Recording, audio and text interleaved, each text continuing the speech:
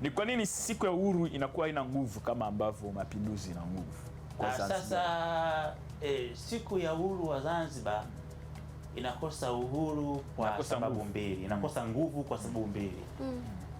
Kwanza haukuwa uhuru kamili, kwa sababu ni uhuru ambao haukuwa na usawa kwa watu wote. Tunaposema uhuru, maana yake ni kwamba ni kutoka katika minyororo ya wanyonyaji na wakoloni na kuwa na taifa lenye watu wenye fikra sahihi juu ya mwenendo wa taifa lao.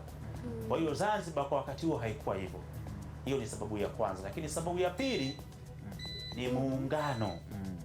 Muungano wa Tanganyika na Zanzibar umetengeneza taifa moja, ambalo sasa hawezi kuwa na taifa ambalo linasherehekea tarehe ya uhuru mbili tofauti. Hiyo itakuwa inapoteza mantiki ya taifa. Sasa kwa sababu tuna taifa moja, ni lazima tusherehekee mapinduzi ya Zanzibar ambayo yameleta usawa na mapinduzi ya kiuchumi, lakini pia tusherehekee uhuru wa tarehe 9 Disemba wa nchi ya Tanganyika. Kwa sababu kwamba uhuru wa Zanzibar wakati ule haukuwa uhuru kamili kutokana na kuwepo kwa matabaka, lakini pili bado Waarabu walikuwa wameshika shehena za kiutawala za taifa la Zanzibar.